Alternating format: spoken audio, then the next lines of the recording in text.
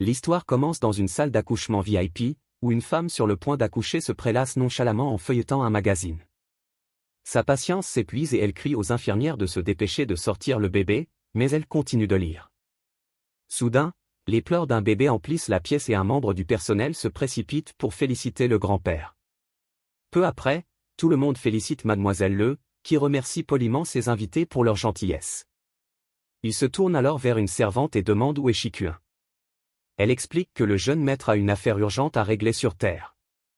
Le grand-père du garçon, furieux de l'absence de son fils, le traite de bon à rien.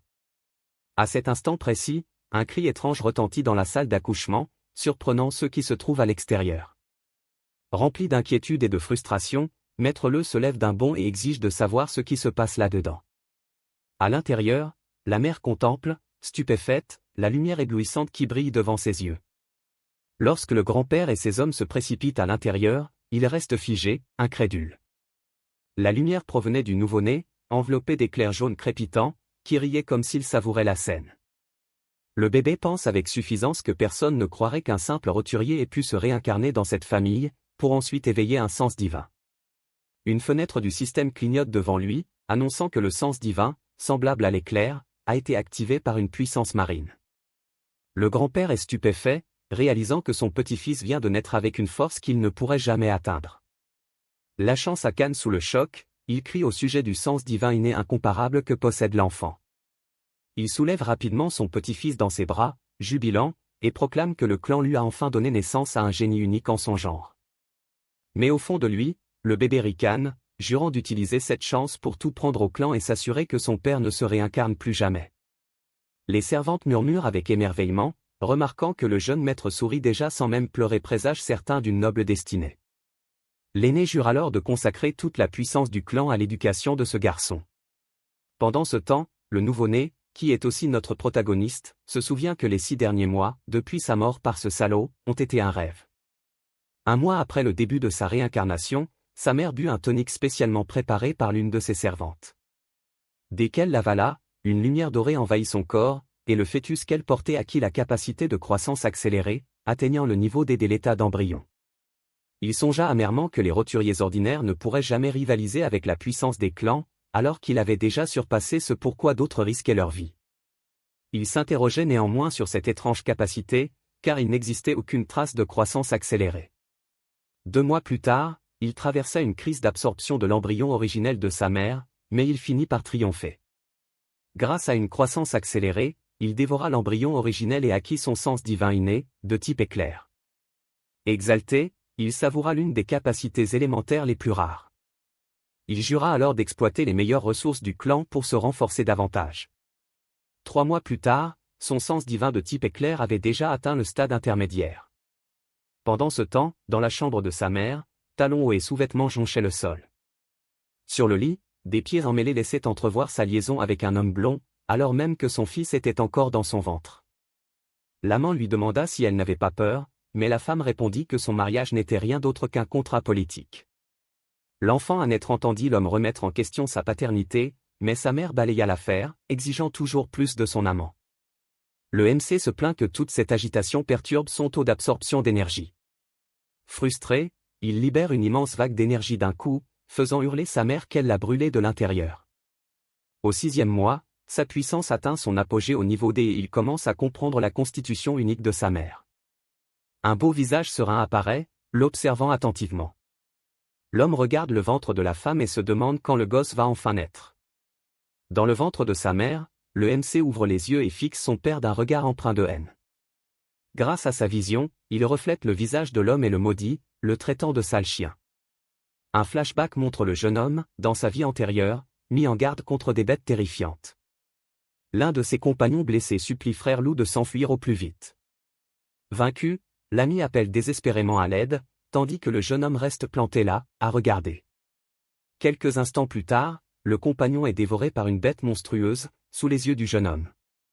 Avec un sourire malicieux, le traître ordonne à ses hommes de nourrir la bête afin de former le noyau spirituel. L'homme esquisse un sourire narquois et se moque de sa victime en regardant la scène brutale. Soudain, le jeune homme remarque une pique géante foncer droit sur lui. Son ancien compagnon l'empale avec une branche massive, le soulevant sans pitié. Le protagoniste fixe la blessure à sa poitrine, abasourdi par la trahison qu'il vient de subir. Le salaud éclate d'un rire sauvage, se moquant de sa faiblesse et affirmant que c'est ce qui arrive quand on surestime sa force. Mis à l'écart, le jeune homme hurle qu'il a été piégé uniquement pour servir de pâture aux bêtes. Alors que sa vie s'éteint, il ne pense qu'à ses jeunes sœurs. Il se souvient du jour où il a dit au revoir à l'une d'elles, lui promettant de rentrer bientôt. Juste après, son ancien moi a pris son arme et est parti en mission.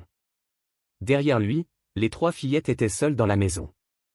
Elles regardaient la lune par la fenêtre, se demandant quand leur grand frère reviendrait. De retour dans le présent, le fœtus tremble de rage et jure de se venger de celui qu'il a arraché à ses sœurs. Rassemblant ses forces, il serre le poing et se prépare à frapper. Incroyablement, il assène un coup de poing intra-utérin qui touche le visage de son père, le prenant complètement au dépourvu. L'impact projette l'homme dans les airs, tandis que la mère est stupéfaite par le coup soudain qu'elle vient de recevoir. Le père s'effondre au sol de douleur, incapable de comprendre ce qui vient de lui arriver. La femme, furieuse, se plaint que le gamin est déjà en train de faire des siennes avant même d'être né. Aussitôt, le grand-père ordonne à l'infirmière d'aller vérifier. L'employé explique que le talent du jeune maître est bien trop grand, si bien que son développement est bien plus rapide que d'habitude. Choquée, elle révèle que le bébé est sur le point de naître et que la mère est en travail. Le garçon se lamente, avant sa réincarnation, sa limite n'était que le niveau D, mais il est maintenant sur le point de franchir le pas. Dans une douleur intense, la mère hurle pour qu'on fasse immédiatement appel à la meilleure équipe d'accouchement. Plus tard, à son 1er mois, la famille lui organise un grand banquet en son honneur. De nombreuses familles importantes du sud de Chiao arrivent, apportant des cadeaux précieux pour célébrer le nouveau-né. Pendant le rassemblement, le grand-père est assis fièrement, une servante à ses côtés, et assiste à un concert de violon. Pendant ce temps, le protagoniste, âgé d'1 mois, repose tranquillement dans les bras d'une servante. Un invité félicite Maître Léo pour la naissance de son petit-fils, mais l'aîné semble distrait et perdu dans ses pensées. Un autre invité félicite le père du garçon, tandis que le bébé fixe du regard l'homme qu'il a trahi dans sa vie passée. La rage bouillonne en lui à la vue de l'ennemi qu'il a arraché à ses sœurs, et il jure de se venger à cet instant précis. Ses souvenirs lui rappellent l'excitation de ses sœurs cadettes devant un gâteau d'anniversaire géant. Autrefois, il avait téléphoné à Frère Chen, qui se plaignait de son retard à une mission. Le jeune homme s'excusa, tandis que le traître se disait qu'il l'avait engagé uniquement à cause de rumeurs selon lesquelles il avait besoin d'argent. L'homme lui conseilla d'utiliser son bon sens, et le jeune homme le remercia sincèrement pour cette opportunité. Ses sœurs attendaient avec impatience de manger le petit morceau de gâteau posé sur la table. Le frère aîné dit au revoir à l'une d'elles, promettant qu'il avait un travail et qu'il reviendrait bientôt. Puis il prit son arme, qu'il gardait dans un sac, et se prépara à quitter la maison. Lorsque la porte se referma, les 3 fillettes restèrent seules, attendant son retour avec anxiété. De la fenêtre, elles observaient la lune, se demandant quand leur cher frère reviendrait. Ailleurs, un homme s'approcha d'un portail lumineux au milieu d'une forêt sombre. Fumant une cigarette, c'était le même homme qui avait félicité le jeune maître G à la fête. Le jeune maître G, apparaissant comme le chef de l'opération, se tenait debout, ses subordonnés à ses côtés, et s'enquit du déroulement de la mission. L'homme rapporta qu'ils étaient à l'intérieur depuis un certain temps et que les bêtes devaient déjà être bien nourries. Le jeune maître G félicita le vieux chêne, affirmant qu'il avait été bien élevé et toujours efficace. Se tournant vers sa compagne, il fit remarquer qu'ils étaient venus juste pour elle avant de partir. Mais la femme ricana, le traitant de simple voyou de la famille G cherchant à s'élever. Sur ce, le groupe de traîtres se dirigea vers le portail pour quitter les lieux désolés. Pendant ce temps, l'un des compagnons du héros l'avertit de la présence d'une bête puissante à proximité. Le jeune maître G fut surpris qu'il y ait encore quelqu'un en vie, car il avait besoin de nourriture pour ses médicaments. Le vieux chêne marmonna qu'il ne comprenait pas comment c'était possible, puisqu'ils n'étaient que des soldats de niveau D. Soudain, un bruit assourdissant retentit, attirant l'attention de tous.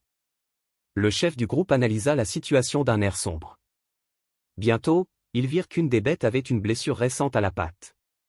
Le monstre fusilla alors du regard notre héros, seul dans ce paysage désolé.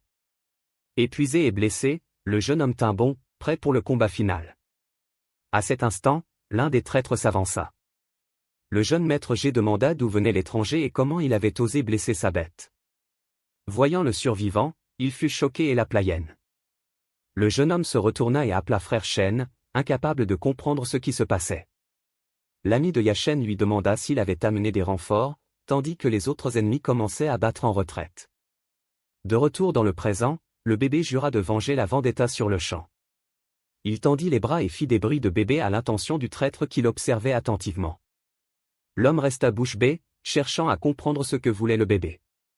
Le père sourit et dit que son fils voulait être tenu, qualifiant cela de plus grand honneur de sa vie. Sur ce, il prit le bébé dans ses bras, le remerciant pour la récompense, tandis que le petit faisait semblant de pleurer dans ses bras. Dès que l'homme le saisit, le petit libère une vague d'énergie jaune. Il active instantanément son pouvoir de foudre et envoie une violente décharge électrique dans le corps de son ennemi. Le traître hurle de douleur tandis que la charge électrique le traverse. Sous le choc, il lâche prise et laisse tomber le bébé, qui s'écrase sur le sol du manoir avec un bruit sourd. Les femmes présentes à la fête poussent un cri d'alarme et se tournent vers le bruit. Même les musiciens s'arrêtent de jouer, stupéfaits par le vacarme soudain. Le grand-père du garçon observe la scène d'un air sombre et sérieux. Ses parents sont tout aussi choqués par ce qui vient de se passer. À terre, le petit protagoniste réalise rapidement qu'il a peut-être commis une erreur. Pour se couvrir, il pousse de grands cris, jouant un numéro impeccable pour tromper tout le monde. Le traître, pris de panique, et pris de sueur froide, terrifié par la suite. Furieux, le grand-père lui hurle dessus pour avoir osé laisser tomber le trésor de la famille Lou. Tremblant, le lâche se jette à terre, jurant que ce n'était pas sa faute et affirmant que le jeune maître a agi de son propre chef. Mais le père du garçon refuse d'en croire un mot. D'un coup de pied sec, il traite l'homme de chien et l'envoie voler à travers le sol. Brisé et désespéré, l'homme s'incline à plusieurs reprises, implorant sa clémence. Il jure qu'il ne ferait jamais de mal à l'enfant et offre même ses trésors pour le guérir de sa chute. Le père esquisse un sourire moqueur, visiblement ravi de l'humiliation. Finalement, le maître ordonne à ses gardes de traîner l'homme dehors et de le rouer de coups. Le traître le remercie pour le châtiment tandis que la servante reprend le bébé dans ses bras. Bien calé dans ses bras, le petit laisse échapper un sourire satisfait et malicieux face au dénouement. Son ennemi, meurtri et hébété, le fixe, perplexe, incapable de comprendre ce qui s'est réellement passé. Pour sauver les apparences, le bébé pleure de toutes ses forces. Choqué, le vieux traître n'arrive pas à croire que le nourrisson soit passé du sourire au gémissement si vite. Le grand-père ordonne à la servante d'emmener le jeune maître à l'intérieur et de vérifier s'il n'est pas blessé par la chute. Il réprimande alors sévèrement son propre fils, affirmant qu'avec le statut de la famille Lou, ils n'ont pas besoin d'un imbécile comme cet homme. Avec un reniflement dédaigneux, le chef du clan quitte la salle en trombe, furieux du dérangement. Furieux des paroles de son père, celui-ci serre un verre dans sa main si fort qu'il se brise en 1000 morceaux. Dans un accès de rage, l'hôte se retourne et assène un violent coup de pied au visage du traître. Il enchaîne avec un autre coup de pied brutal et ordonne de le traîner dehors pour le donner en pâture aux chiens de la maison. Les gardes s'emparent de lui tandis qu'il implore pitié, mais personne ne se soucie de sa souffrance. L'hôte ordonne alors aux invités de poursuivre la fête, tandis que le bébé ne pense qu'à absorber plus de puissance. Un médecin examine rapidement l'enfant et constate que son physique est extraordinaire et qu'il est totalement indemne.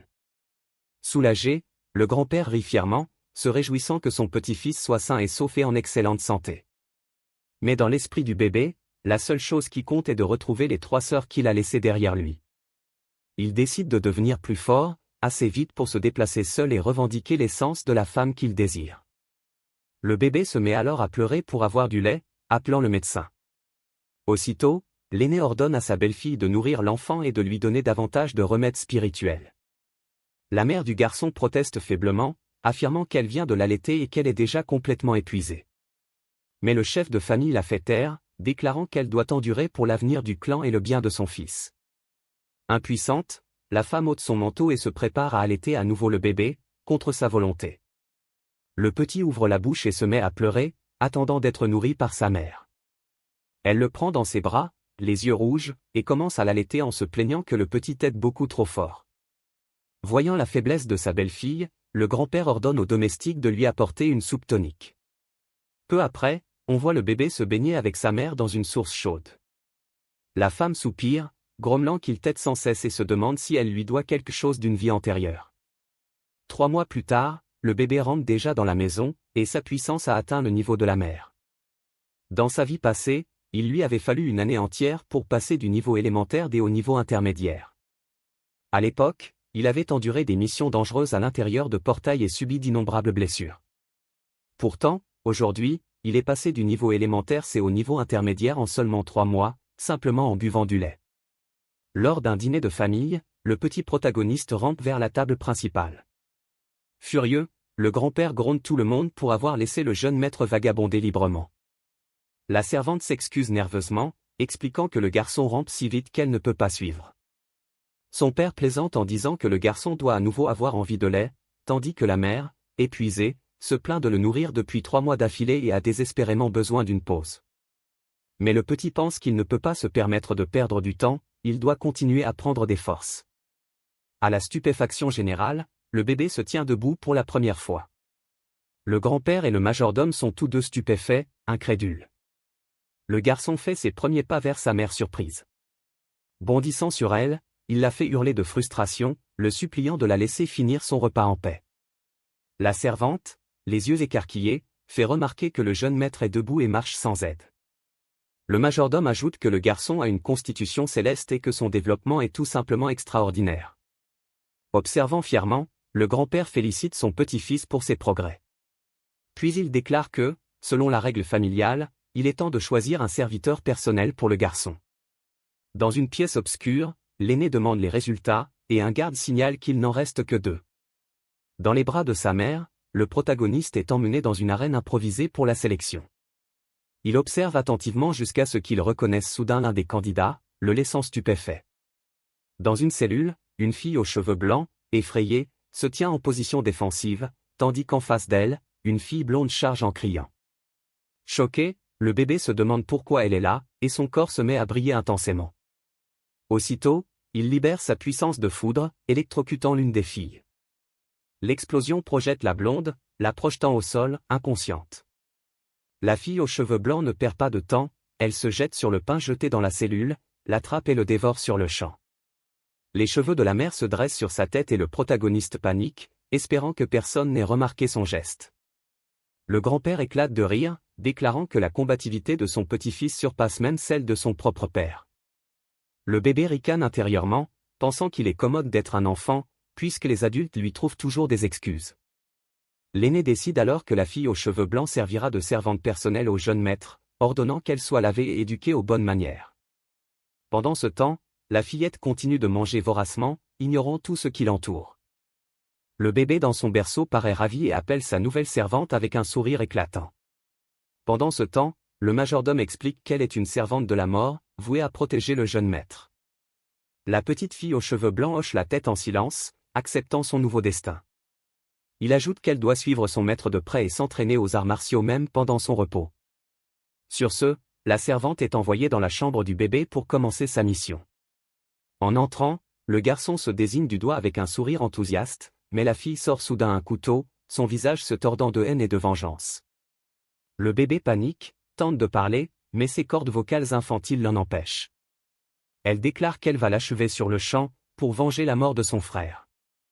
Furieuse, la jeune fille se précipite en avant, brandissant son arme à toute vitesse vers l'enfant sans défense. Mais le bébé esquive avec une agilité surprenante, bondissant du berceau, laissant derrière lui une image d'énergie. Atterrissant au sol, il réapparaît instantanément à ses côtés, la laissant stupéfaite. En réponse, la jeune fille libère une aura verte, son corps rayonnant, prête à se battre. Le protagoniste est stupéfait, elle possède un sens divin de type vent. Elle attaque avec sa puissance éolienne, mais il riposte avec la foudre, leurs énergies se heurtant dans une explosion de couleurs éclatantes qui illumine toute la pièce. Il réalise rapidement que gérer ces 2 pouvoirs simultanément est trop difficile pour son petit corps. Réfléchissant vite, le bébé élabore un plan astucieux. Il canalise une minuscule étincelle de sens divin du tonnerre et lance une faible lance éclair qui frappe la fillette. La secousse la paralyse, l'envoyant s'écraser au sol, parcouru de tressaillements électriques. Épuisé mais soulagé, le garçon respire lourdement sous l'effort. Encore abasourdi, la fillette se tord au sol, le choc persistant dans son corps. Le petit s'approche prudemment, se pique le doigt avec son couteau et laisse couler une goutte de sang. S'en servant, il griffonne un message sur le sol. Souriant, il se dit que c'est une bonne chose qu'il soit assez intelligent pour communiquer ainsi. La fillette fixe l'écriture, confuse, et le garçon tend les bras pour la serrer dans ses bras. Mais au lieu de cela, elle le frappe à nouveau, lui rappelant qu'elle ne sait pas lire.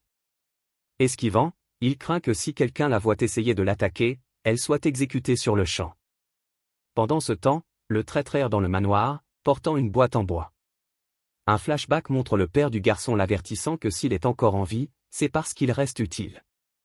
Prostré, l'homme avait remercié le jeune maître pour sa clémence, jurant de le servir plus loyalement.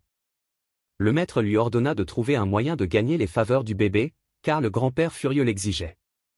Désespéré, l'homme vendit tout ce qu'il possédait pour acheter un trésor rare aux enchères. Entendant la voix du bébé à l'intérieur de la pièce, il se précipite vers le bruit. Il pousse la porte et s'annonce à haute voix auprès de l'héritier de la famille Lou.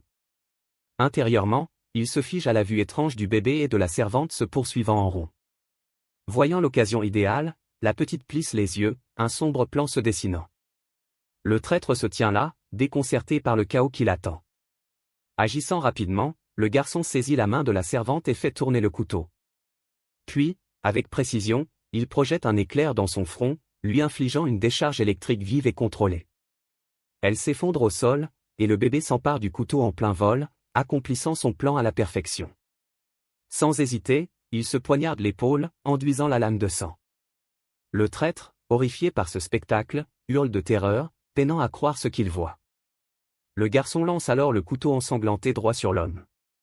Stupéfait, le pauvre idiot l'attrape et se fige, serrant l'arme d'une main tremblante. Sous le choc, il laisse tomber la boîte en bois qu'il tenait. Le petit protagoniste prend une grande inspiration, se préparant à la performance de sa vie. Un instant plus tard, il éclate en gémissements, pleurant dramatiquement, affalé sur la fillette inconsciente sur le tapis. L'homme serre le couteau ensanglanté, suant de désespoir, tandis que le bruit attire le grand-père et les autres qui se précipitent dans la pièce.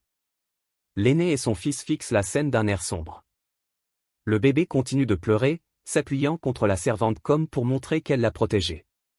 Furieux, le grand-père pointe le traître du doigt, l'accusant d'avoir osé attaquer son petit-fils. L'homme jette aussitôt le couteau au sol, balbutiant que ce n'était pas de sa faute.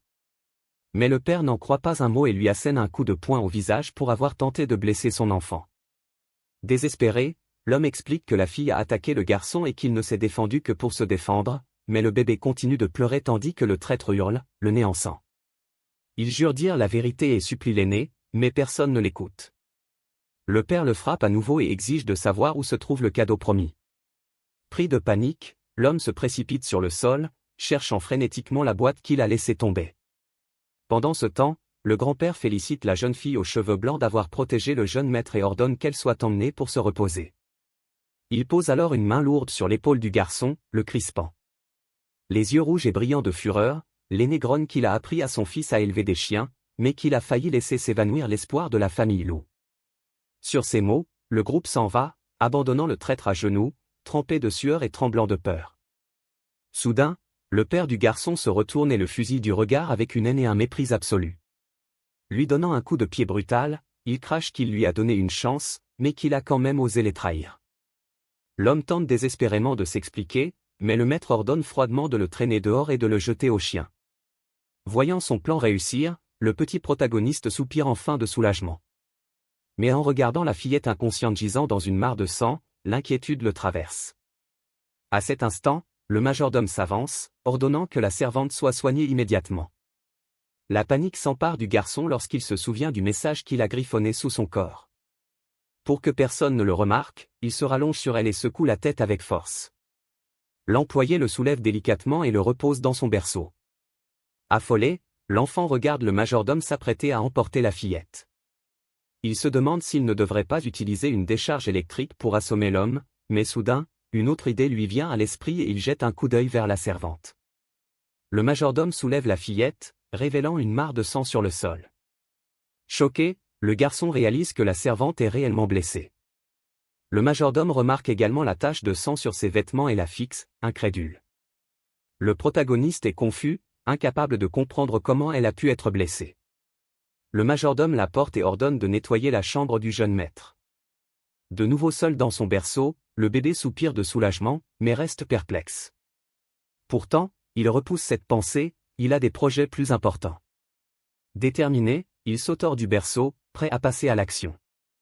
Dans une salle de massage, une huile spéciale est préparée pour sa mère. La femme reçoit ensuite un massage relaxant du dos par l'une des femmes de ménage. La mère du garçon semble très détendue, savourant ce rare moment de paix. Mais la tranquillité prend fin lorsque le petit réclame du lait, la faisant sursauter. Il rampe jusqu'à elle et la femme se plaint de son appétit dévorant. Le garçon commence à téter et la mère se plaint, demandant combien de temps il va continuer à téter, mais il doit accélérer sa croissance pour pouvoir parler et tout expliquer à sa servante. Une semaine plus tard, le temps file à toute vitesse dans la luxueuse demeure familiale des loups. Et voilà, notre personnage principal a l'air d'un enfant de 3 ans et a enfin appris à parler. La petite servante aux cheveux blancs le regarde toujours d'un air interrogateur. Elle est toujours convaincue qu'il est responsable de tout ce qui s'est passé avec son frère aîné. Alors, l'enfant se tourne vers Yi et lui annonce qu'il est son frère. La fillette est complètement abasourdie. Elle se fige, les yeux rouges. Puis il lui demande si le gâteau que son frère lui a acheté était bon. Cette question la replonge dans ses souvenirs et elle est submergée par l'émotion. Dans ses souvenirs, elle se souvient de son frère qui l'appelait, elle et ses autres sœurs, pour venir manger un gâteau. Les 3 petites filles étaient folles de joie en voyant un gâteau d'anniversaire juste devant elles.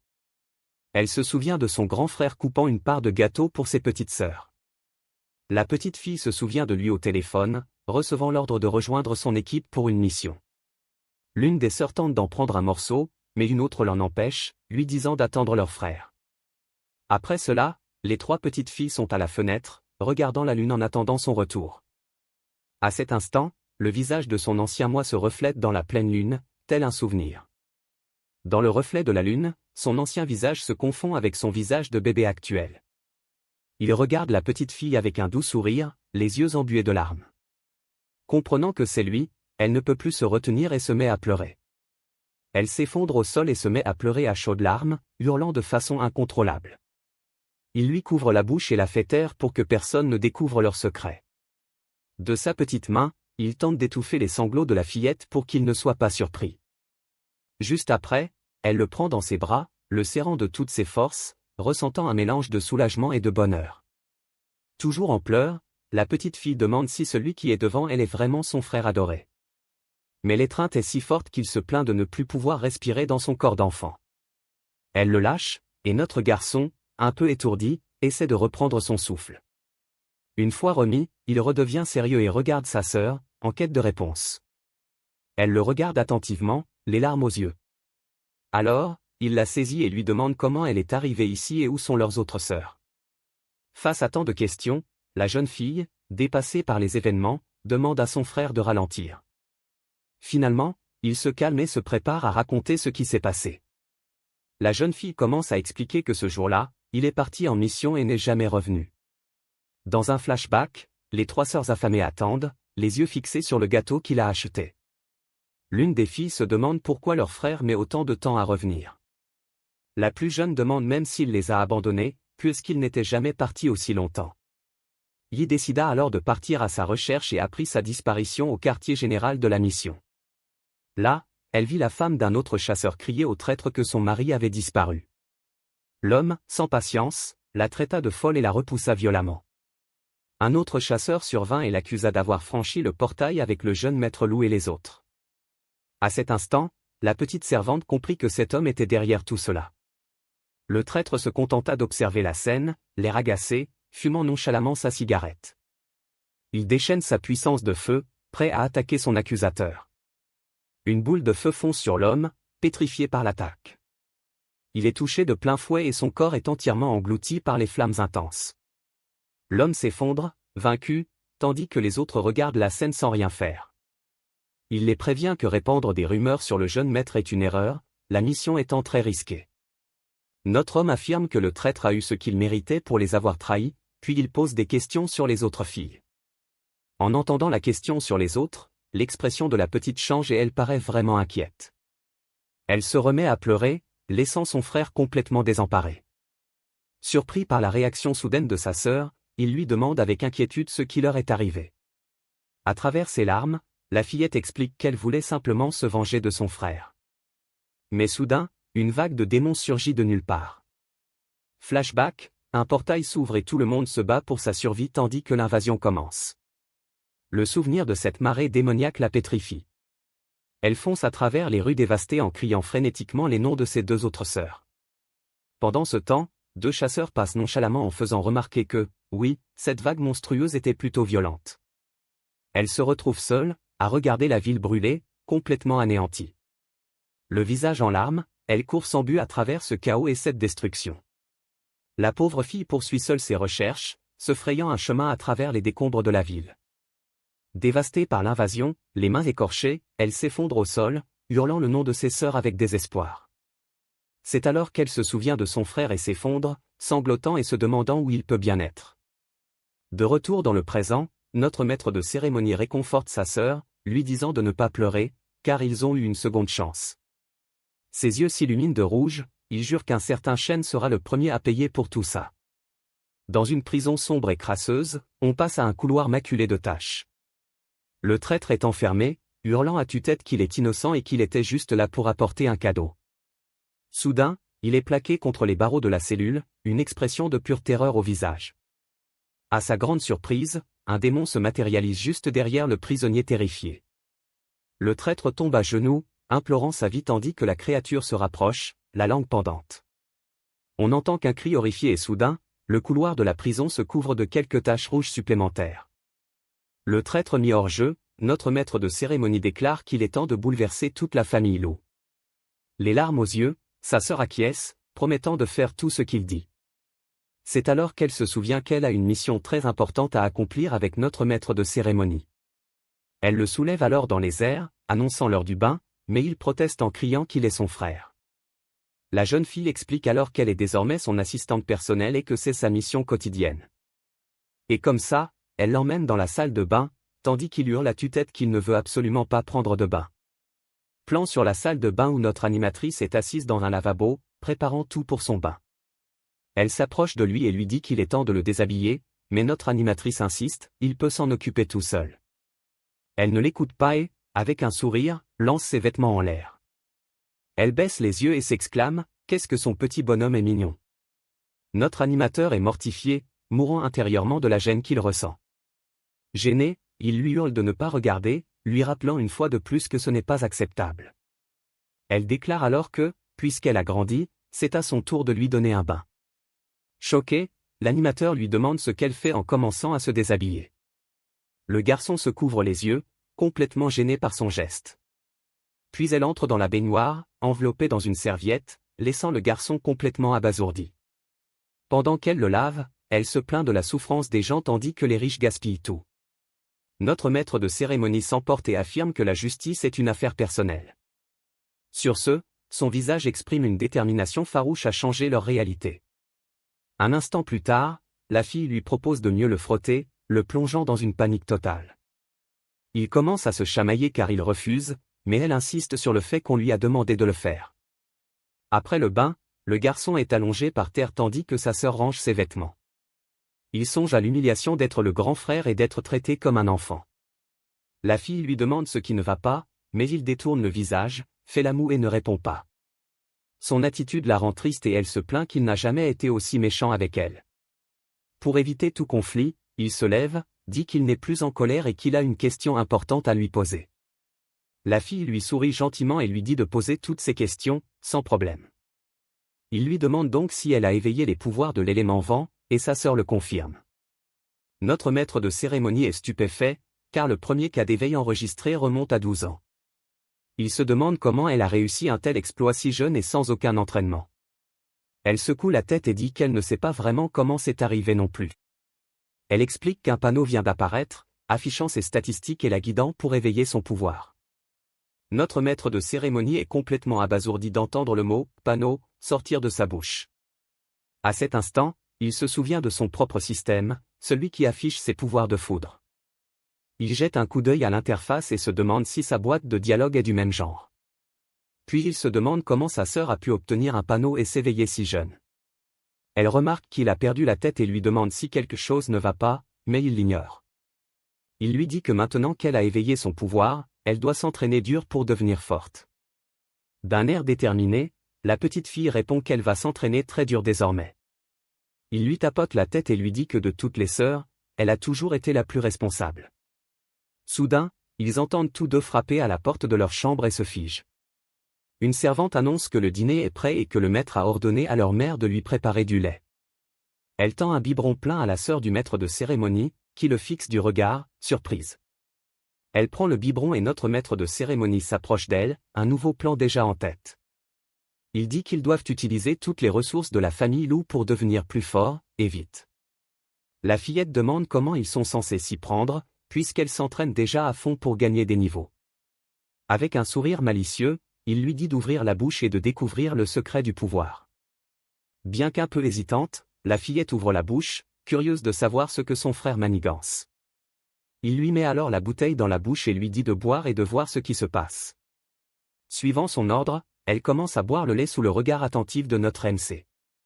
Soudain, une aura violette l'entoure et elle est choquée par la sensation. Déconcertée, elle demande à son frère pourquoi tant de puissance pénètre si facilement dans son corps.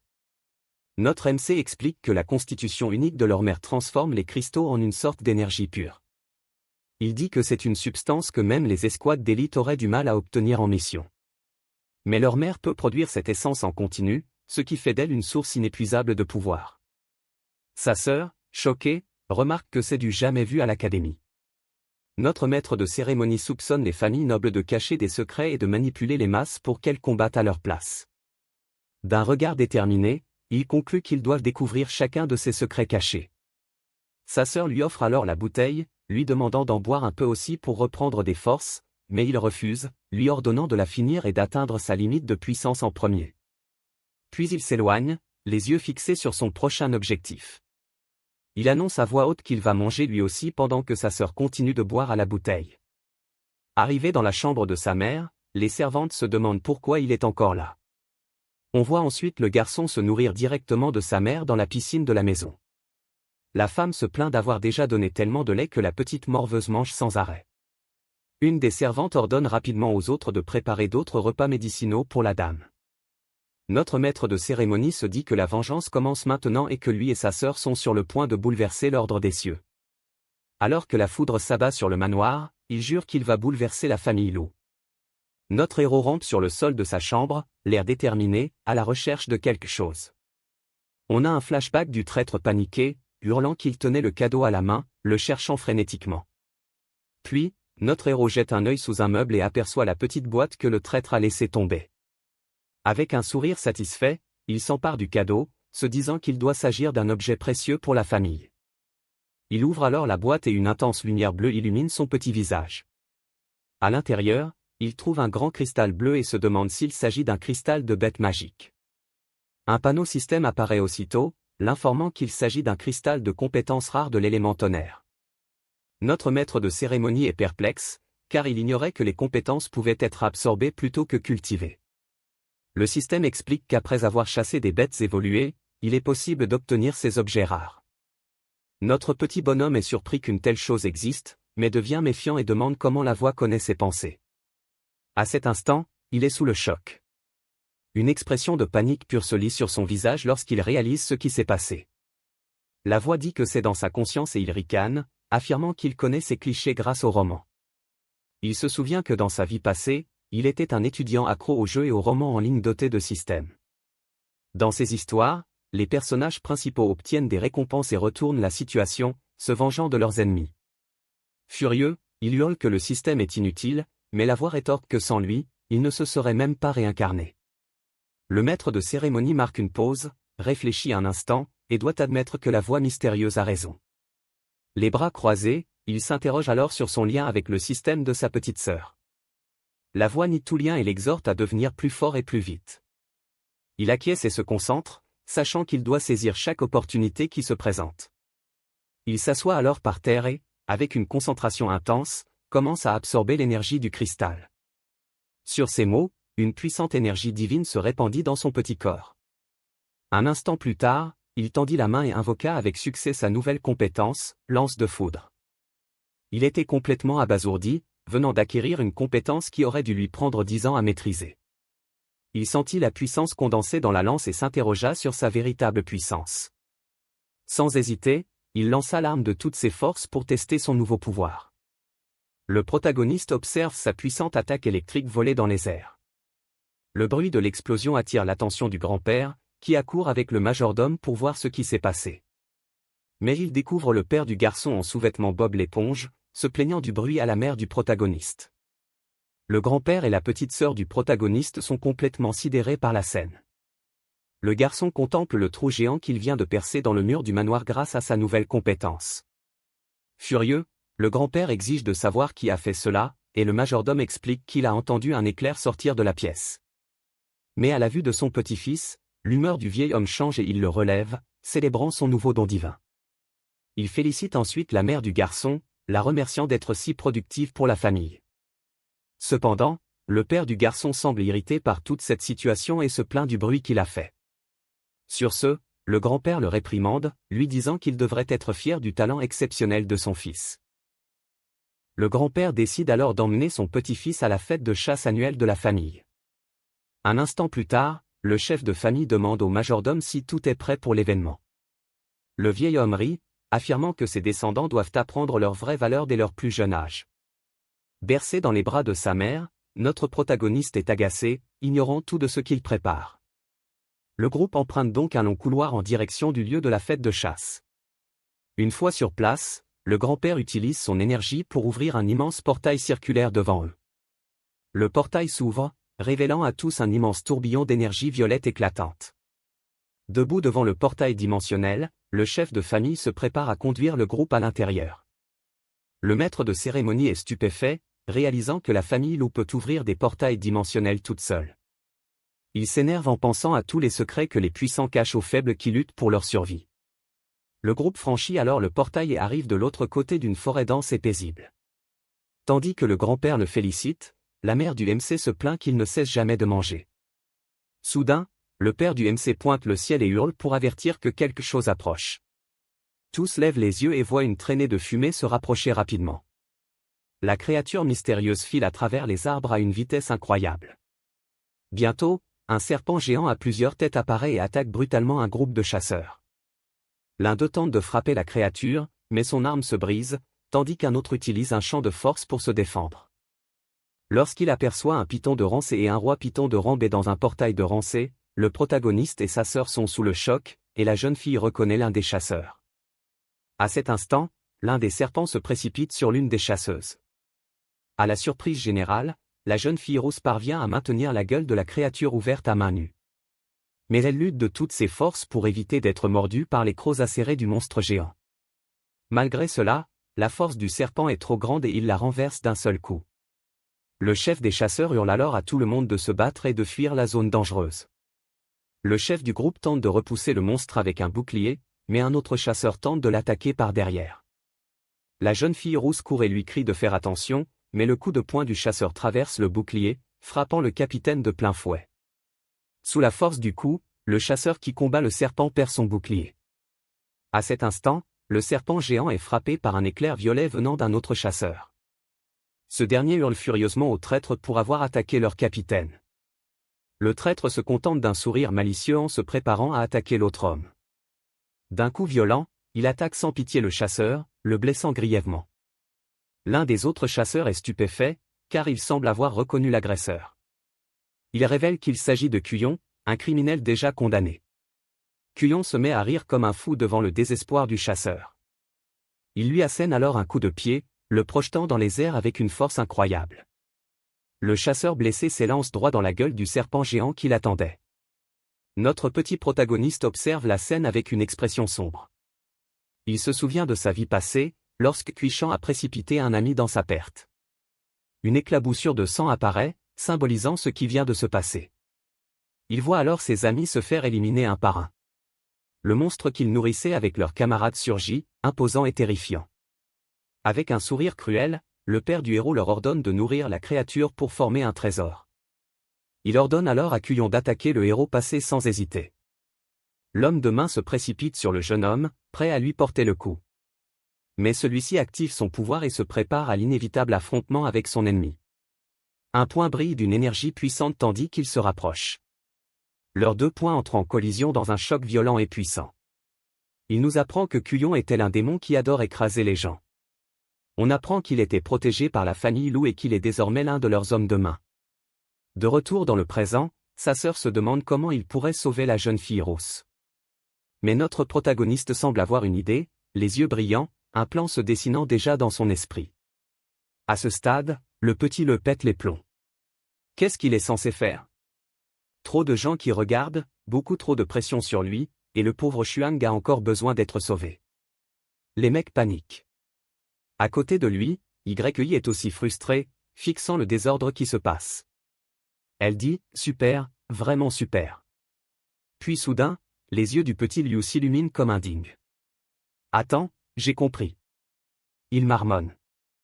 Et quelle est son idée de génie? Oh là là! Ce gamin s'accroche au sein de sa mère et se met à téter du lait comme s'il était en train de pointer à son travail. Sans blague. Sa mère hurle aussitôt, espèce de morveux. Je t'ai dit de regarder la bataille, pas de me grignoter à nouveau. Tu es tellement énervant. Mais le petit Le, lui, est déterminé. Quelques minutes plus tard, il emmagasine déjà ce lait dans sa bouche comme un chameau.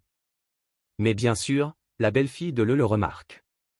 Elle plisse les yeux et dit « Attends, qu'est-ce que tu fais ?» Avant même qu'elle ait pu finir, boum. Il lui crache le lait au visage. Elle pousse un cri de dégoût. Waouh, c'est dégoûtant. Et le balance littéralement en l'air comme un déchet. Et voilà que le petit Le s'envole comme une poupée de chiffon.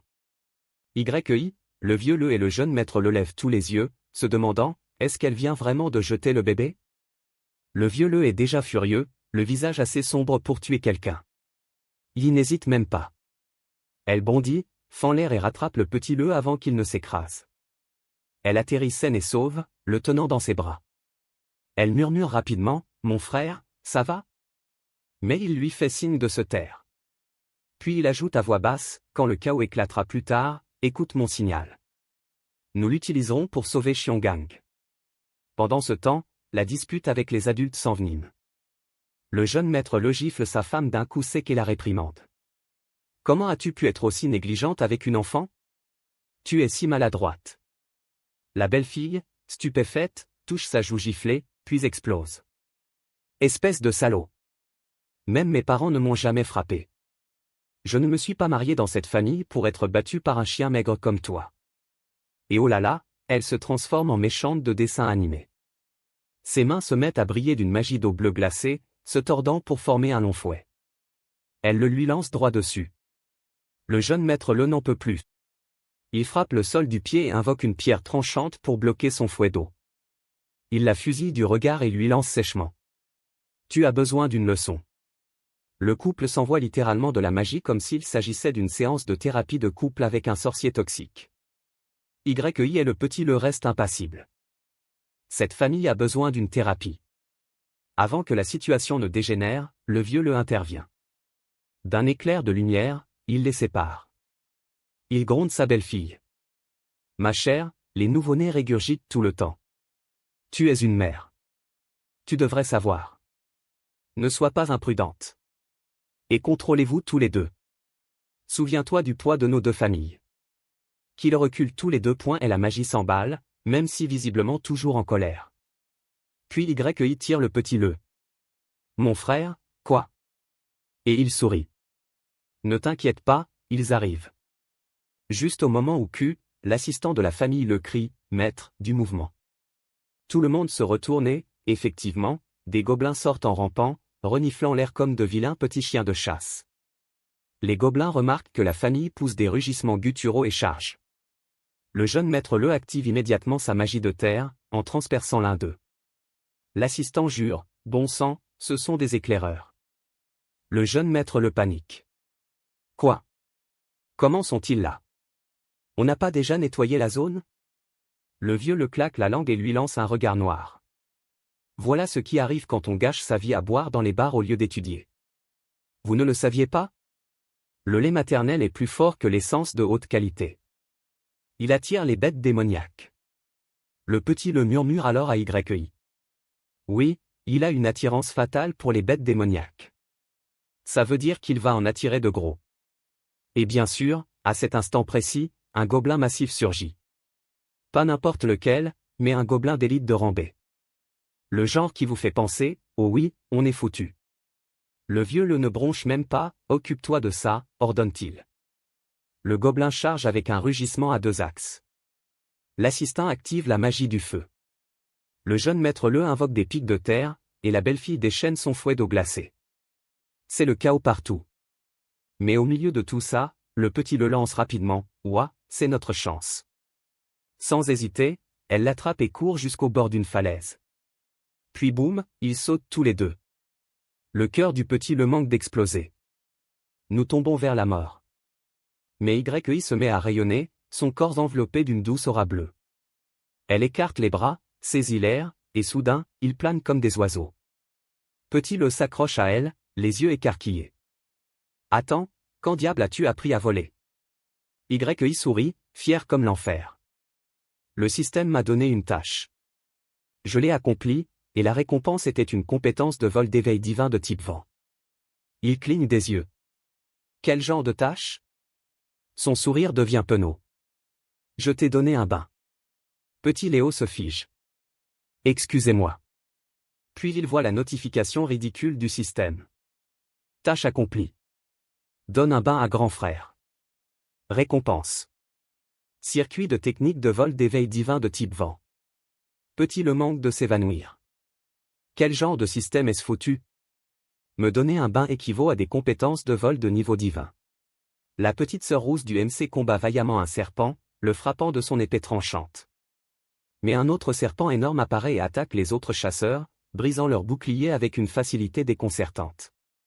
D'un coup puissant, la créature envoie l'un des chasseurs voler, brisant complètement sa garde. À terre, la femme hurle désespérément à son capitaine qu'ils ne peuvent plus se battre. Le capitaine du groupe confronte alors Kuisheng et lui demande pourquoi il les attaque ainsi. Avec un sourire malicieux, le traître dit qu'il apprécie d'entendre les cris de ses victimes. Le chef demande qui est son maître et affirme que violer l'accord de la guilde est illégal. Le méchant répond que les lois sont réservées aux faibles et aux roturiers comme eux, et qu'il s'en fiche éperdument. Aussitôt après, il fonce sur le capitaine à toute vitesse, prêt à porter un coup, mais au lieu de cela, il attaque l'une des chasseuses, la prenant au dépourvu par sa vitesse incroyable. Vaincue, la femme supplie son capitaine de la sauver de cet homme terrible et sans cœur. Sans pitié, le traître la jette directement dans la gueule du serpent géant comme en cas. Ce dernier dévore le chasseur sans la moindre pitié, devant tout le monde. Désespéré, le capitaine hurle que la mission a échoué et ordonne à chacun de fuir pour sauver sa vie. La jeune fille rousse est paralysée par la peur et le choc de la scène horrible dont elle vient d'être témoin. Aveuglé par la rage, le chef du groupe charge avec son épée, hurlant qu'il va achever le traître. Il frappe puissamment, mais le méchant se déplace rapidement et esquive l'attaque avec aisance. En un instant, le traître contre-attaque et touche directement le capitaine. Voyant son chef blessé, la jeune femme traite l'homme de monstre et se prépare au combat. Elle lance alors un objet sur l'ennemi pour gagner du temps, mais le traître ne bronche même pas, la pierre lancée par la jeune fille ne lui faisant aucun mal. Le coup déchire la chemise du traître. Le méchant dit que c'est dommage qu'il l'ait croisé ici, car ils vont tous périr. Il bondit vers la jeune fille, ses griffes acérées prêtes à frapper. Terrifiée, la jeune femme est encerclée par les éclats d'une épée brisée. Au dernier moment, le capitaine se jette devant elle, encaissant le coup fatal à sa place. Le chef tombe sans vie au sol, tandis que le traître l'ignore et continue son chemin. Le traître jette le corps du capitaine, qui est ensuite dévoré par le serpent géant. Désespérée, la jeune fille hurle de terreur face à la scène horrible dont elle vient d'être témoin.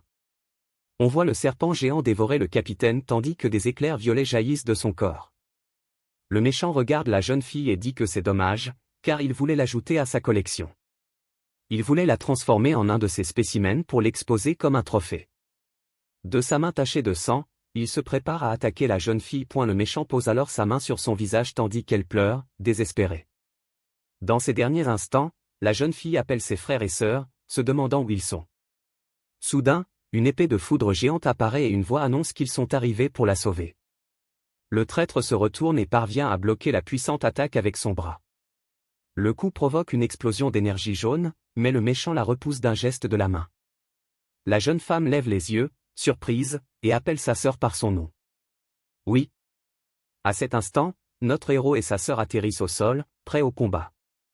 La jeune fille reconnaît l'ancienne apparence du héros et l'appelle « frère ». Pendant ce temps, la jeune fille rousse l'observe, complètement déconcertée. Face au serpent, notre héros comprend que la bête a évolué en se nourrissant des veilleurs. Un phénomène inédit. Au même moment, le vilain semble se libérer d'une force invisible, tandis qu'une intense énergie jaune tourbillonne autour de lui. Dans un dernier effort, il déchaîne toute sa puissance, brisant instantanément tout ce qui le retenait.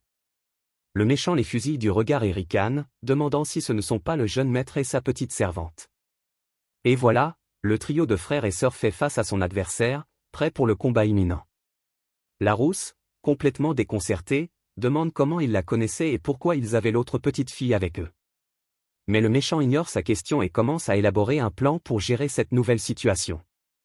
Notre héros réalise alors que son ennemi n'est pas un simple imbécile, mais un individu plutôt malin. L'homme révèle son plan, transformer la servante en une marionnette sans âme et livrer notre héros à son maître.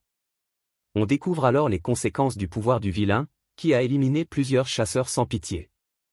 De multiples armes d'énergie rouge apparaissent, planant au-dessus des chasseurs vaincus. On découvre que l'ennemi possède un pouvoir de type métal, lui permettant de fusionner les armes avec son propre corps. Notre protagoniste analyse alors leur niveau de puissance et réalise l'immense écart qui les sépare. Soudain, une idée lui traverse l'esprit et ses yeux s'illuminent. Il se tourne vers ses sœurs et leur demande de l'écouter attentivement et de le suivre. De l'autre côté, l'adversaire se prépare au combat, une étrange énergie émanant de lui. Le vilain lance une attaque fulgurante, griffe en avant, droit sur notre héros. Voyant le danger, ses sœurs reculent d'un bond et il se prépare à contrer. Il active alors son éveil divin de type foudre, libérant une immense énergie jaune. Notre protagoniste utilise son pouvoir pour esquiver les attaques du vilain à une vitesse supersonique. Le vilain est stupéfait en découvrant la technique du jeune homme, la reconnaissant comme un mouvement interdit. Il se souvient alors qu'il y a quelque temps, il a vaincu quelqu'un qui utilisait exactement la même technique. Dans ses souvenirs, il se remémore l'affrontement contre notre protagoniste dans sa vie antérieure. Faisant le lien entre les événements, il reconnaît l'enfant et se met à rire de cette incroyable coïncidence. Cependant, son corps d'enfant ne peut supporter une telle puissance et commence à flancher. Sachant qu'il n'a qu'une seule chance, il appelle sa sœur à voix haute pour déclencher son véritable plan. Le méchant entend un bruit et tourne brusquement la tête dans sa direction. À cet instant, la sœur rousse apparaît, brandissant un énorme rocher, prête à écraser l'ennemi. Sans hésiter, elle lance la pierre massive droit sur lui. Mais l'ennemi esquive l'attaque avec aisance, et le rocher se brise au sol sous l'impact. Il perçoit alors un bruit étrange et voit une traînée d'énergie verte se déplacer rapidement sur le sol. L'homme se met immédiatement en alerte maximale, voyant l'énergie foncer sur lui, prêt à toute éventualité. Soudain, une gigantesque tempête de vent et de poussière se forme devant lui. L'autre sœur, utilisant son pouvoir du vent, est à l'origine de cette attaque. Même au cœur de la tornade, l'adversaire reste imperturbable et lance, ce ne sont que des coups bas. Profitant de la diversion, notre protagoniste concentre son énergie et crée une lance de foudre d'une puissance phénoménale. Grâce à une technique d'arts martiaux divine, il la projette de toutes ses forces. Le méchant se retourne, surpris, et maudit notre héros pour sa ruse. Alors qu'il se prépare à l'impact, la lance de foudre frappe l'ennemi en plein crâne, le blessant grièvement. L'attaque est si puissante qu'elle transperce l'adversaire et poursuit sa course vers le ciel. L'énergie de la lance provoque une explosion cataclysmique, semant la destruction dans la forêt. Épuisé, RMC s'effondre, et sa sœur le réprimande aussitôt pour son geste inconsidéré. Les deux fillettes veillent sur lui, très inquiètes pour son état après un tel effort. Malgré sa blessure, le vilain sourit et déclare que cela n'a aucune importance, car il va protéger le jeune maître des deux petites. Avec un sourire inquiétant, il dévoile une lame acérée, prêt à frapper de nouveau de toutes ses forces. Sans perdre une seconde, il fonce sur les deux jeunes filles à toute vitesse pour les achever. La servante crie un avertissement et se jette devant la rousse pour la protéger de l'attaque. D'un coup brutal, il frappe la jeune fille aux cheveux blancs de plein fouet. Sous le choc, elle est projetée en arrière et s'écrase violemment contre un arbre. Le criminel fixe ensuite l'autre jeune femme du regard et lui dit de ne pas s'inquiéter.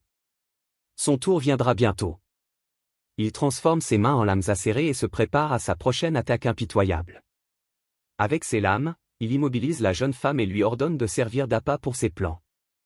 Mais un éclair jaune jaillit et dévie l'attaque, sauvant la jeune fille in extremis. L'ennemi vise alors le protagoniste, prêt à le transpercer de son petit poignard. Il empoigne fermement l'arme et l'abat, bien décidé à l'achever sur le champ. La lame transperce le dos de notre héros, le blessant grièvement. Le vilain le projette au loin sous le regard désespéré de sa sœur rousse. La jeune fille parvient à se libérer, attrape son frère blessé et s'enfuit. Le vilain serre le poing, demandant à notre héros pourquoi il est si pressé de mourir. Mais notre protagoniste, blotti dans les bras de sa sœur, réplique que c'est en réalité l'ennemi qui est sur le point d'être vaincu. L'œil ensanglanté, l'adversaire est furieux de l'audace du petit garçon.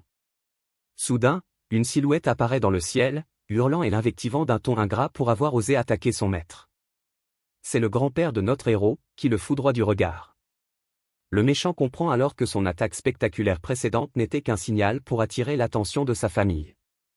Il se contente de sourire, confirmant ainsi l'ingéniosité de son plan. Retour en arrière, la famille arrive sur les lieux du combat et le majordome annonce la disparition du jeune maître. Le père s'indigne, car l'enfant marche déjà, et le majordome l'informe que la servante a elle aussi disparu. Furieux, le chef de famille ordonne à ses hommes de se dépêcher de les retrouver. Soudain, ils aperçoivent la traînée lumineuse de l'attaque de notre protagoniste et savent exactement où aller. Le grand-père utilise alors son pouvoir de foudre et fonce à toute vitesse vers le signal. Arrivé sur place, il évalue immédiatement la situation et le méchant commence à paniquer. Il pense alors que sa seule chance est de capturer le protagoniste pour le prendre en otage.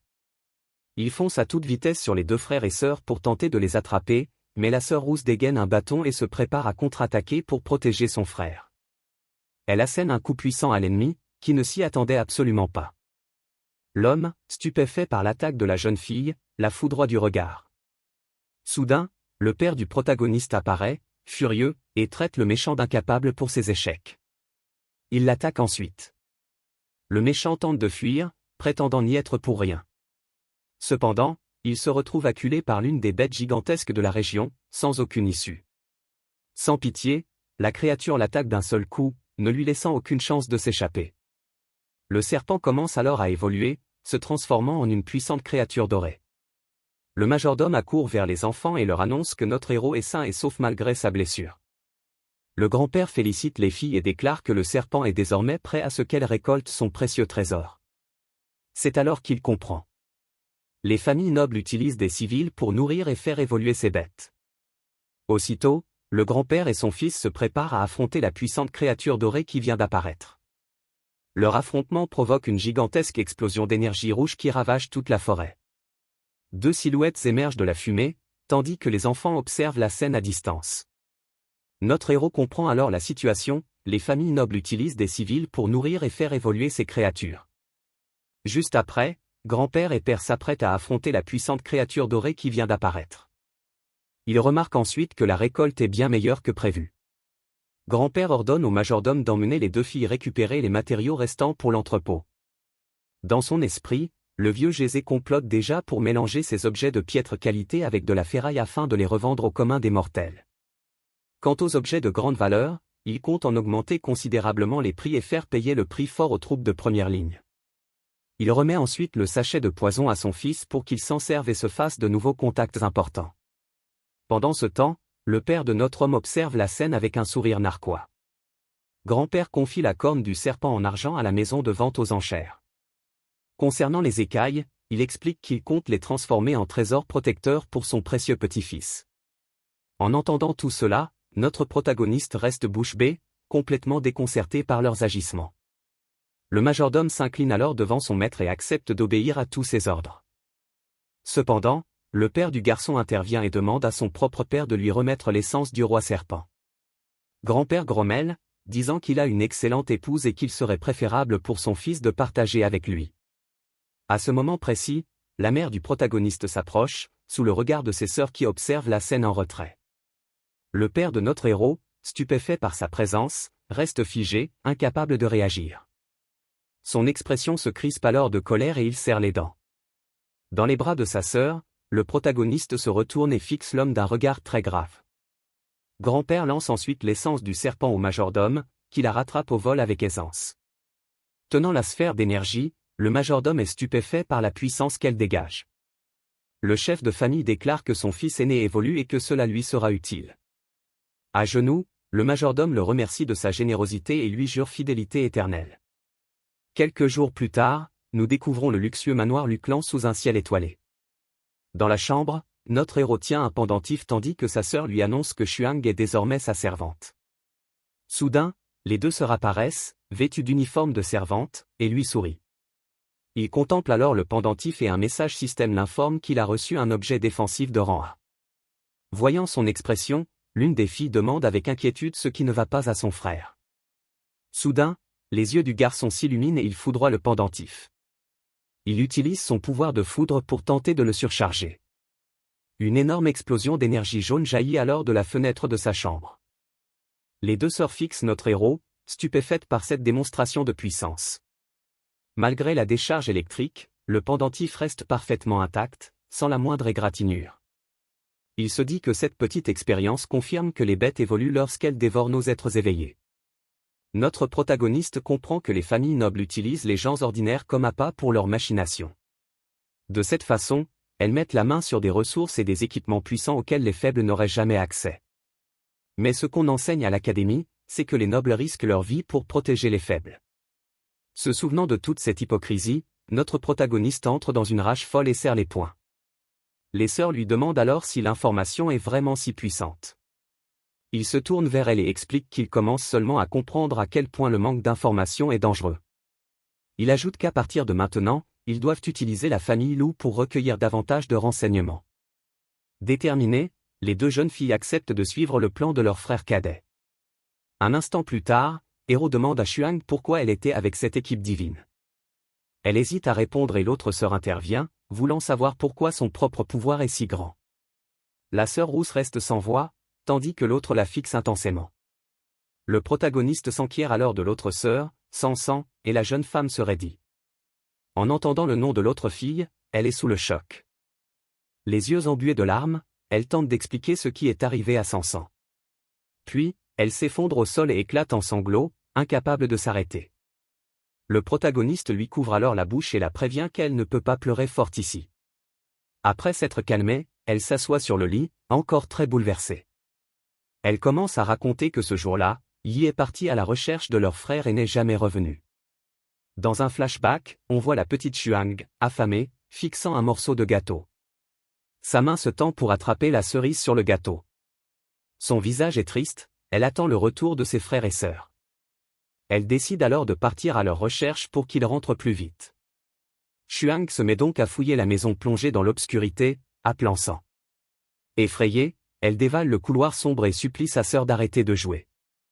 De retour au présent, le garçon est sous le choc en apprenant que Sansan a fugué. Elle explique que, du toit, elle a vu que la marée monstrueuse était provoquée par une personne malfaisante. Notre héros demande si cette marée monstrueuse n'est pas censée être une catastrophe naturelle incontrôlable. Dans ses souvenirs, elle cherchait désespérément San sur les toits de la ville.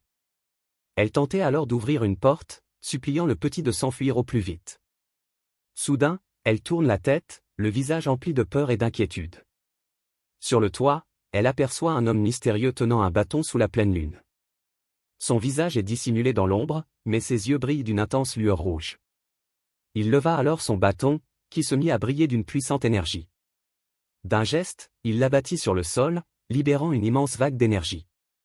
Un immense cercle magique rouge se forma alors, illuminant toute la zone. Le cercle projeta ensuite un rayon de lumière rouge qui s'éleva vers le ciel obscur.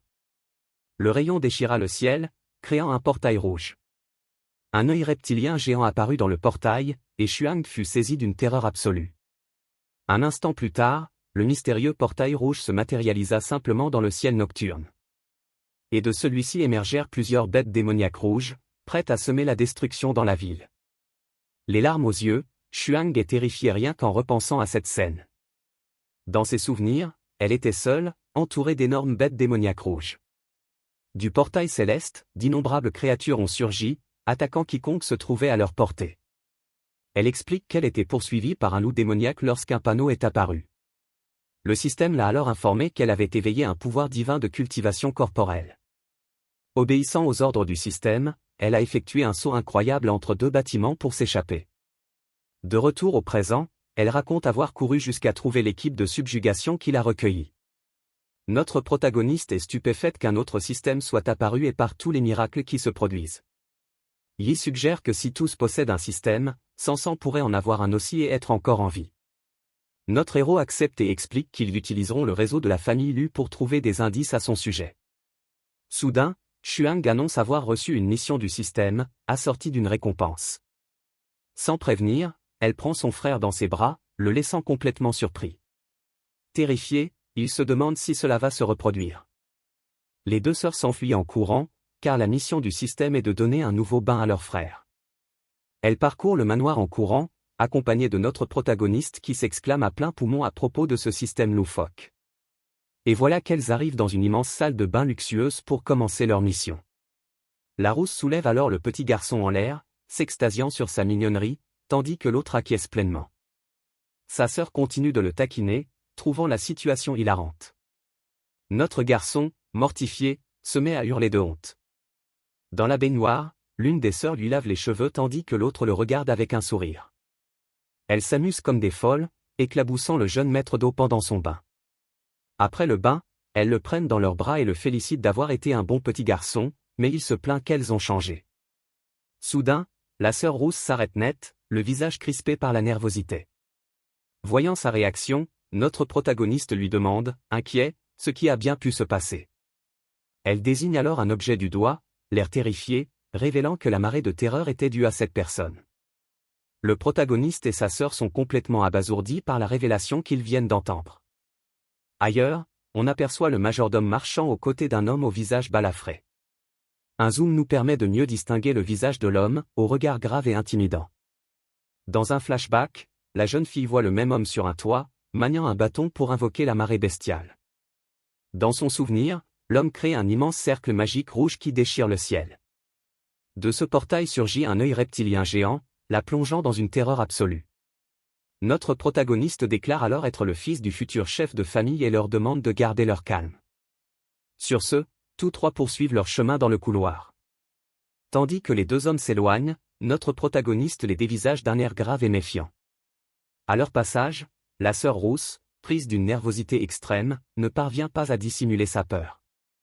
L'homme à la cicatrice remarque la réaction de la jeune fille, mais reste muet. Se rapprochant, les deux sœurs saluent le majordome d'un sourire forcé. Ce dernier s'incline devant notre protagoniste et l'appelle respectueusement Maître Hong. Le protagoniste les observe s'éloigner dans le couloir d'un regard sévère. Ils arrivent devant une porte et le majordome annonce que Joe King est de retour pour voir le maître de maison. Le protagoniste comprend qu'il s'agit de la salle de réunion et décide d'écouter discrètement leur conversation. Sa sœur s'inquiète et lui demande s'ils ne vont pas être découverts, mais il la rassure, semblant avoir un plan.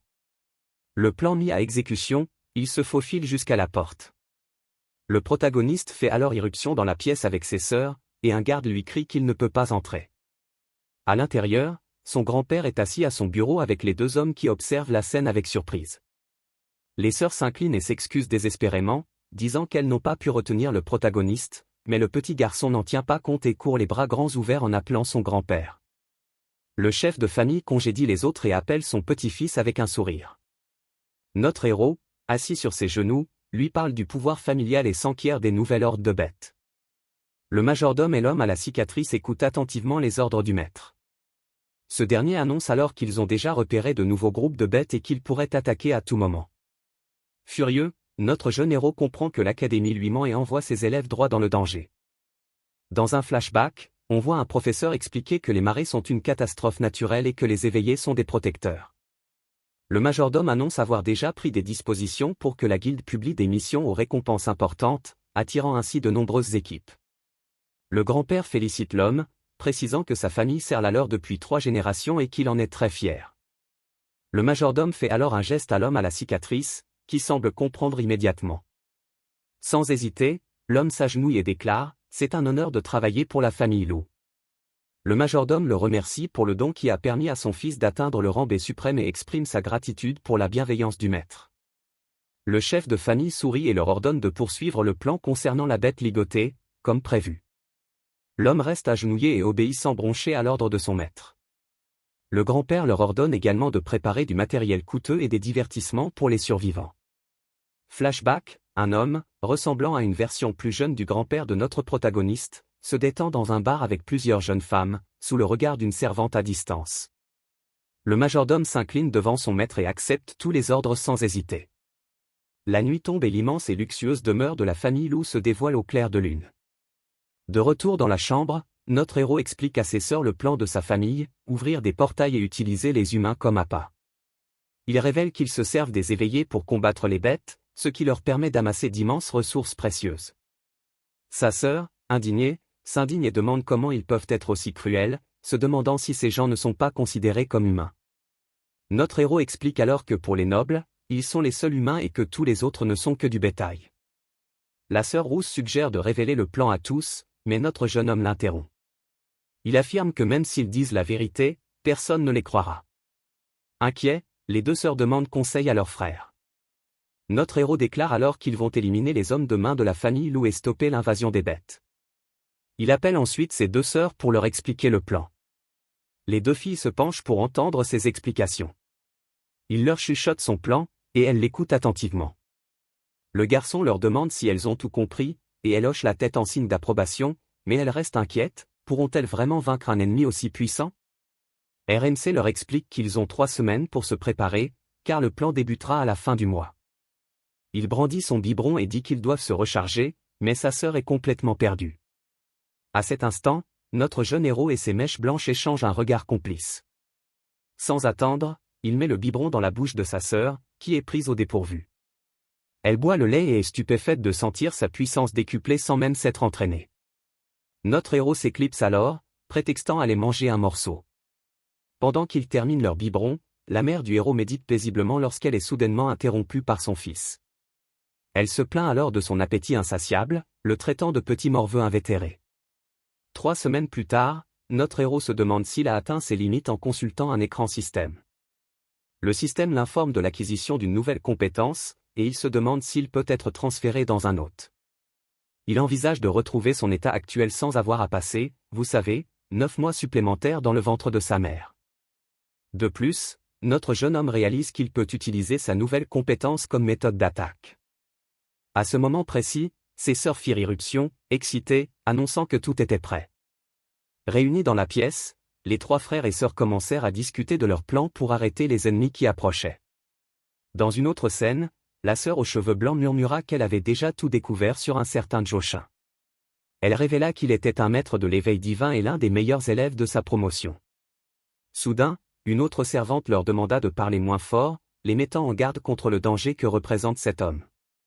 De retour à leur réunion, la sœur aux cheveux roux intervint, affirmant avoir elle aussi découvert des informations importantes à son sujet. Apparemment, le Seigneur lui a conféré une essence vitale supérieure, le propulsant au sommet du rang B. En entendant cela, la cadette réalise qu'il est bien plus fort que le dernier ennemi qu'ils ont affronté ensemble. Le protagoniste évalue alors sa propre puissance et constate qu'il vient tout juste d'atteindre le début du rang C.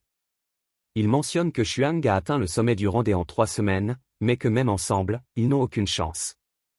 La rousse se redresse alors, leur disant de ne pas s'inquiéter car elle a débloqué une nouvelle compétence après lui avoir donné un bain.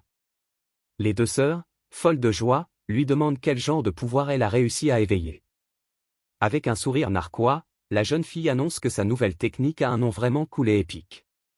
Elle prend ensuite la pause et crie que le nom de la compétence est « ruée sanguinaire ». La sœur d'Hérode est impressionnée par le nom, tandis que le protagoniste semble un peu gêné. Avec assurance, elle explique que la technique la rend 5 fois plus forte pendant 30 secondes. Elle se vante qu'avec ce nouveau pouvoir, un seul coup de poing suffira à envoyer l'ennemi valser à l'autre bout de la planète. Galvanisée, elle se met à faire des mouvements de boxe dans le vide, sous les applaudissements enthousiastes de son autre sœur. Le protagoniste affiche un sourire confiant.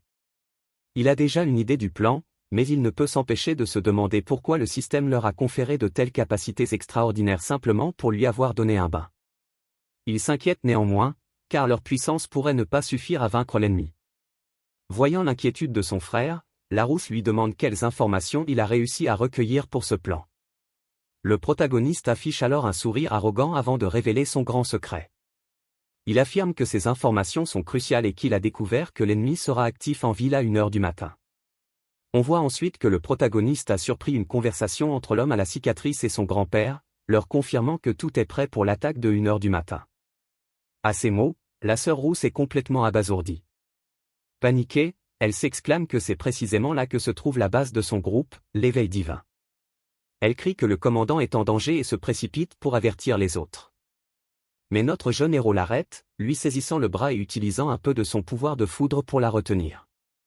Il lui dit alors de ne pas se précipiter, car ils ont encore le temps d'agir et de sauver tout le monde. Le regard déterminé, il affirme avoir déjà un plan pour vaincre Joking. Les deux sœurs, surexcitées, lui demandent s'il a vraiment déjà un plan. Notre jeune héros se penche alors vers elle et commence à leur murmurer les détails de sa stratégie secrète. Confiant, il déclare qu'ils ont largement le temps et que ce soir, ils élimineront Jo Chung. Les deux sœurs, sceptiques, sont prêtes pour la mission. La nuit tombe sur la ville et la pleine lune illumine le lieu de l'opération qui va commencer. Minuit sonne, annonçant l'heure imminente de l'embuscade. Vêtus de noir et masqués, les trois frères et sœurs se préparent à l'action. Quelqu'un mentionne que l'ennemi possède une puissante technique appelée fouet divin. Cette technique lui permet de transformer ses bras en fouet, qu'il combine à ses améliorations corporelles. Grâce à ce pouvoir, il est capable de briser même les armures métalliques les plus résistantes. Nos trois héros s'élancent alors d'un toit, entamant leur infiltration nocturne. Ils fendent le ciel nocturne, la pleine lune en arrière-plan. Descendant vers un bâtiment, l'un d'eux annonce avoir capté un signal et que la cible s'y trouve. La sœur aux cheveux blancs remercie ses camarades du groupe Grenade de leur avoir fait gagner un temps précieux. En regardant en bas, il repère le bâtiment d'où brille une lumière, indiquant la position de l'ennemi. Se faufilant le long du bâtiment, le trio s'approche furtivement de leur cible. Il se cache ensuite derrière un mur et observe l'ennemi à distance. Sur le toit, l'homme brandit un bâton auréolé d'une énergie rouge. L'une des sœurs s'apprête à attaquer, mais le protagoniste l'arrête, lui demandant de rester calme et patiente. Le vilain concentre alors une immense puissance dans son bâton. Des éclairs rouges jaillissent de l'arme tandis qu'il se prépare à libérer toute son énergie. Saisissant l'opportunité, le protagoniste crie à ses sœurs d'attaquer. Aussitôt, la rousse frappe le sol, arrachant un énorme bloc de béton. Elle le projette de toutes ses forces sur leur adversaire. L'homme esquive aisément l'attaque, mais la pierre lui effleure tout de même le visage. Le choc le laisse un instant étourdi. Furieux d'avoir été pris par surprise, il hurle, demandant qui ose le frapper. Il fixe du regard le trou que le projectile a laissé dans le mur derrière lui. À ce moment précis, l'autre sœur profite de la distraction pour s'emparer du bâton de l'ennemi. Comprenant ce qui s'est passé, le vilain se retourne brusquement, furieux, et se prépare à attaquer la jeune fille. Il utilise alors son pouvoir de fouet divin, frappant avec son bras transformé. Le membre allongé fonce sur la jeune fille à toute vitesse, mais elle dévie le coup avec sa jambe et utilise son bâton pour s'éloigner d'un bond. De toutes ses forces, elle projette l'arme au loin. L'adversaire se retourne et aperçoit le bâton voler dans les airs. Le vilain utilise son fouet divin pour tenter de récupérer son arme. Soudain, un éclair jaune jaillit et fonce sur lui avec une puissance immense. L'homme panique, réalisant qu'il est trop tard pour échapper à l'attaque. L'éclair le frappe de plein fouet, provoquant une explosion d'énergie colossale. Voyant le résultat, le protagoniste annonce à sa sœur qu'ils l'ont touché en plein cœur, mais l'ennemi émerge de la fumée, le bras complètement brûlé, et hurle de rage.